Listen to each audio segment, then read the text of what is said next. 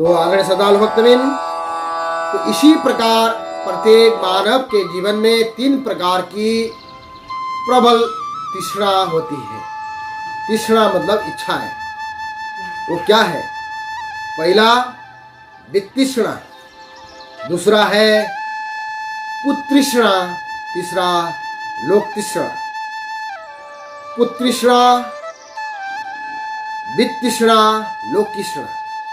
और सबसे लोगों को ऐसा चाहिए कि पैसे की वित्तृष्णा, वित्त मतलब पैसा, वित्तृष्णा की प्रबल इच्छा होती है। कोई कोई लोग तो ऐसा सोचते हैं कि पैसे आए, कैसे भी आए, कहाँ से भी आए, किसी भी प्रकार से आए, चाहे वो सत्य का हो, चाहे वो असत्य से हो, चाहे वो विमार्ग से हो, चाहे मार्ग से हो, चाहे वो पैसे आने से घर में सुखी जीवन बने, चाहे वो पैसे से घर में दुखी जीवन बने। क्योंकि असत्य का पैसा कभी भी काम का नहीं होता। वो ऐश्वर्याम विपताम बीजम, विपत का बीज होता है। वो जो असत्य से आया हुआ पैसा विपत्त का बीज है। ये जन्म में तो विपत्ति मिलेगी ही मिलेगी, अंत में मुक्ति मार्गम न पश्यति है, मुक्ति का मार्ग का द्वार भी बंद हो जाता है। क्योंकि आजकल लोगों को बंगलेवान, गाड़ीवान और बड़े बड़े शौक मौज शौक करने के लिए पैसे की आवश्यकता रहती है। उसके लिए कुछ भी करना पड़े, वो पैसे तो चाहिए ही चाहिए लोगों को। इसको कहते हैं वित्तृष्णा। और उसके बाद पुत्रृष्णा, और ये वित्तृष्णा भी से भी पुत्रृष्णा और प्रबल रहती है। मित्रों, मेरे महाराज, पुत्रृष्णा तो इतनी प्रबल रहती है कि इतने तरीके से कमाया हुआ पैसा, खून पसीना बहा करके पैसा हो या छेतरपिंडी करके लिया हुआ पैसा हो, पैसे तो खूब हो गए। अब एक दिन पुत्र बीमार पड़ गया। पुत्र बीमार पड़ने के डॉक्टर ने बोला कि भाई साहब, आपका पुत्र का तो तत्काल में ऑपरेशन करना पड़ेगा, करीब करीब 40-50 लाख रुपया खर्चा लगेगा। तो आदमी बोलता है, डॉक्टर साहब पैसे तो मैं कहीं से भी ले आऊँगा, पैसे की चिंता मत करिए, लेकिन मेरा पुत्र को कुछ नहीं होना चाहिए, पुत्र जीवित होना आवश्यक है, इसलिए पुत्र को जिंदा रखने के लिए कुछ भी करना पड़े मैं करने के लिए तैयार हूँ। इसलिए पैसे का आप बिल्कुल चिंता मत करिए, मैं जल्दी से इंतजाम कर दूंगा और पुत्र को जल्दी से जल्दी ठीक करिए। क्योंकि वहां पर पुत्र माया के सामने में वित्त माया, जो पैसा का जो माया प्रेम है, वो कम हो जाता है। पुत्र का प्रेम उससे भी भारी होता है, आप भी जानते होंगे। तो वो उसके बाद पुत्र से भी अधिक प्रेम किससे होता है? लोकतृष्णा। लोकतृष्णा, लोकतृष्णा मतलब प्रेम का भूख, सम्मान का भूख, इज्जत का भूख, प्रतिष्ठा का भूख। जो बड़े बड़े राजा महाराजाओं, बड़े बड़े नेताओं और बड़े बड़े बिजनेसमैन लोगों जो भी है, और इनको पुत्र से भी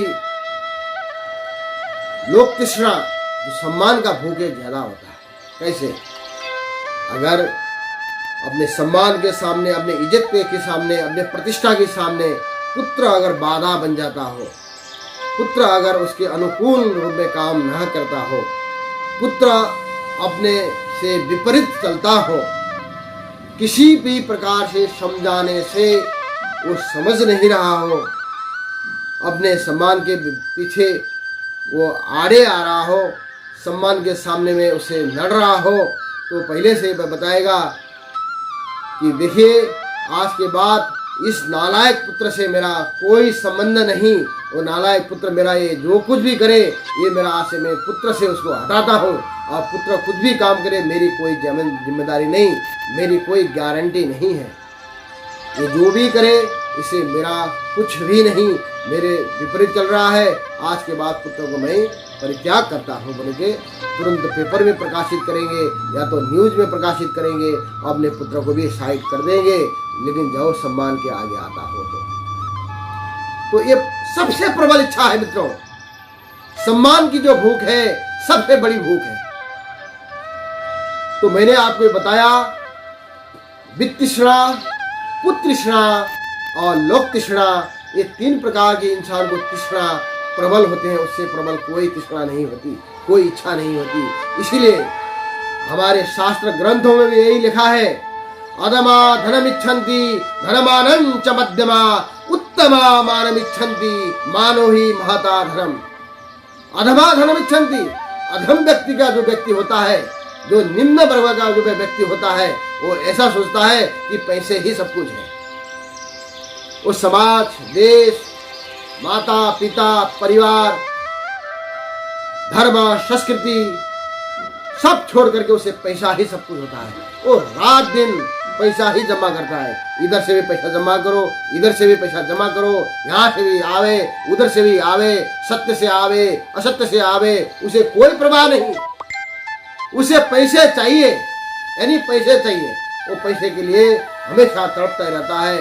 इसलिए वो मध्यम, जो अधम वर्ग का, और मध्यम जो वर्ग का व्यक्ति है, धन और मान, पैसा भी आए और सम्मान भी हो, ऐसा चाहता है वो मध्यम वर्ग का व्यक्ति। और उत्तम मानमिच्छन्ति मानो ही महता धनम, उत्तम वर्ग का व्यक्ति अपने क्या समझता है, देश की सेवा करे, राष्ट्र की सेवा हो, धर्म की बचाव करे, संस्कृति की बचाव करे, हमारा संस्कार का बचाव करे, अपने पुत्र आदि को संस्कार, अच्छी संस्कार दे, अच्छी शिक्षा दे और समाज के अंदर में कुछ अच्छे कार्य बने, वही संपत्ति, उसी को संपत्ति समझता है। ये उत्तम वर्ग का व्यक्ति का काम है। जो उच्च कोटि के आदमी जो है, कितना भी पैसे कमा लो, अपने बच्चों को आपने संस्कार नहीं दिया तो कुछ नहीं किया। उस संस्कार को समझना जरूरी है मित्रों। संस्कार को समझोगे, संस्कार बच्चों के ऊपर में डालोगे, जैसे रंग डालोगे वैसे पानी का कलर दिखता है। अच्छे संस्कार डालेंगे तो बच्चे अच्छे संस्कारी बनेंगे, तो जीवन में आगे बहुत सबसे उत्तम वर्ग का कार्य बनेगा। अगर खराब संस्कार डाल दिया तो उसका कलर ऐसा ही होगा मित्रों। इसलिए संस्कार ही सर्वश्रेष्ठ है। इसलिए संस्कार, उच्चम कोटि के संस्कार दीजिए। किसी के संतान को, किसी के बच्चों के पैसे की आवश्यकता नहीं, उच्चतम संस्कार की आवश्यकता है। आप आज पैसा कमा करके बच्चों के बारे में सोचते हो तो बच्चा भी बैठ के खाने वाला नहीं है, वो भी पैसे के बारे में सोचता है। तो आदरणीय श्रद्धालु भक्तबिन, आगे भी हम बढ़िया से बढ़िया ऐसे हम वीडियो बनाएंगे और आपके समक्ष में हम रखेंगे। तो उसका आगे हमें आने वाली वीडियो का प्रतीक्षा करें और इसे शेयर करें, लाइक करें, कमेंट करें, जरूर शेयर करके कमेंट करिए। और आगे हम बढ़िया से बढ़िया वीडियो बनाएंगे। आज के लिए अभी तो इसी प्रकार से हम आगे वीडियो बनाते रहेंगे। राधे राधे, जय श्री राम, जय श्री राम, नमस्कार।